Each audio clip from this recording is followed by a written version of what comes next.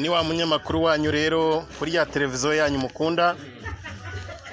Ni umunyamakuru umaze kumenyekana muri iki gihugu kandi ukunda kubakorera bya biganiro byanyu. Uyu munsi turi kumwe na ya kipe ya siporo, ya kipe bita One Team ikorera ahantu bita Ikagugu mu murenge wa Kinyinya, akarere ka Gasabo. Uyu munsi rero bakoze umusangiro mwiza wo gusangira n'abamambure babo, aho bagenda rwose barushaho urukundo rwa siporo, gukunda siporo. Nanjye rero nk'umunyamakuru uyu munsi nari mpasesekaye kuri aya masaha, rero ndi kugenda mbabereka ukuntu bagenda basangira gake gakeya, nubwo n'ibindi bitarahagera ariko mu kanya biraba bihageze, nabyo birimo kugenda bikorwa. Ndagira ngo nereke abakunzi banyu, abafana ba siporo babambaye wa mwenda mwiza cyane, harimo ababyeyi beza, abadamu beza, abakobwa beza n'abapapa beza. Ahangaha rero ni ahantu basohokeye bari gukora akazi kose. Ndagira ngo rero muko tugenda tuganira ndaza kubibagezaho kuri ya televiziyo yanyu, kuko ibiganiro byinshi tuzaba tugenda tubakorera harimo na siporo. Mu biganiro byinshi tuzaba tubakorera tubereka abahanzi bagezweho n'abakizamuka. Niyo mpamvu rero aka kantu mbaye nkaberetse hakiri kare, turagenda tugumya tuganira mu kanya, ndagenda mbabavugishiriza. Ariko nshobora no kuganira n'umwe nkamubaza, ese siporo, reka nkwibarize wenda gatoya, wadusobanuki kuri iyi siporo imaze kuba nk'umuryango? Nawe urumva ari siporo wishimiye? Watubwira gatoya, tubwire nta kibazo. Wowe siporo ni nziza, siporo ni ubuzima, ndayikunda kuko irinda byinshi, irinda indwara, kandi roho nzima mu mubiri muzima, tugomba kubaho neza twishimye. yewe n'umumama rero waryohewe na siporo, kandi iri kuvuga neza ko siporo ari ubuzima, siporo ari ubuzima bwacu bwa buri munsi. Ni nayo mpamvu abyishimiye kuri uyu munsi. Reka nongere ngumbaze ukurikiyeho nawe ukuntu abyumva kuri siporo. Iyi siporo wowe urayumva ute nk'umuntu duhuriye ahangaha kandi nawe uri muri ino timu? Murakoze cyane munyamakuru. Siporo ni nziza cyane, siporo ni ubuzima. Umuntu ukora siporo, amastresse, imijinya aba yabisize ku ruhande. Siporo ni nziza cyane, tuma tunahura, tugasangira, tukishima. Murakoze. Yego, siporo rero uyu nawe ni umuntu watubwiraga uburyo siporo imeze neza, ari ubuzima, ko hari ibintu byinshi igenda ivura, indwara nyinshi. Siporo ni ubuzima. Rero urabona siporo ni ikintu abantu batajya bitaho cyane, ugasanga umuntu akora siporo, ntabasha gukora siporo, ahora mu kazi ke. Ariko niba ababyeyi nk'aba, abamama nk'aba batekereza ku kintu kijyanye na siporo kandi bakaba bacyitaho, nawe wakagombye kumenya ko siporo ari ikintu cy'ubuzima bwa buri munsi. Reka rero niba arize n'uyu nguyu mubaze, siporo nawe uri kuyumva ute? Siporo ni nziza cyane, ikiza stress, ivura imivuduko y'amaraso, ituma umuntu aruhuka mu mutwe. Siporo ni nziza. Siporo niyo turiho rero, n'uyansobanuye neza. Reka nibarize umupapa wambwire ku bintu bijyanye na siporo, abyumva ate cyangwa abyumva ate ko abakunzi bagomba kubimenya n'abakunda siporo.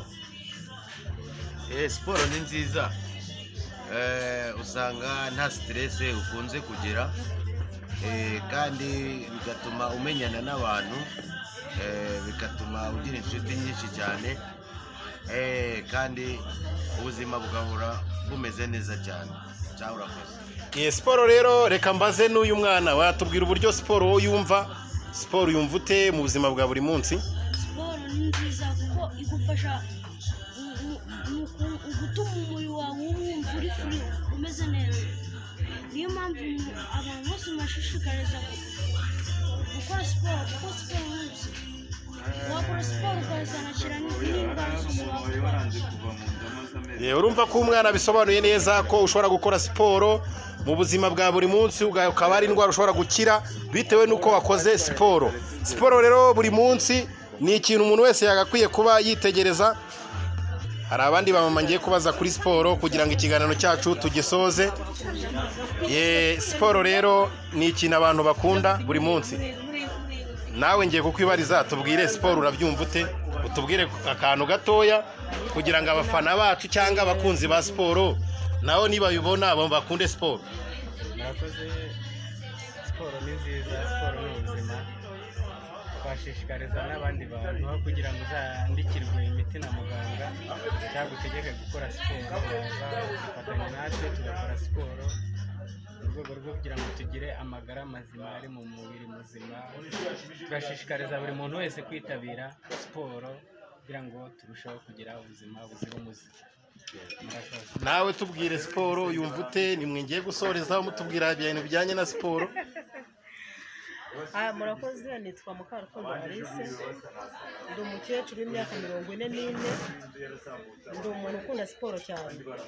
Ku myaka mfite hari abo mbwira ko mfite imyaka ntibaba bakomera ko iyo myaka mfite bitewe n'uko babona mu gihagararo nkiri mutoya. Nta handi mbikesha rero, ni siporo nkora ya buri munsi mu gitondo uko mbyutse no ku cyumweru tugahurira muri club. Siporo ni nziza, ni ubuzima. Niyo mpamvu nayishishikariza buri muntu wese, ba bantu bagifite imyumvire yo kumva yuko siporo ari abantu bakize, abantu bahaze.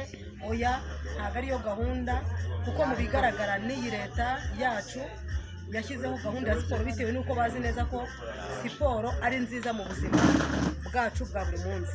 Rero gahunda dufite niyo guhombya muganga, kwitungira amagara mazima, kuko iyo wakoze siporo nta burwayi ushobora kugira.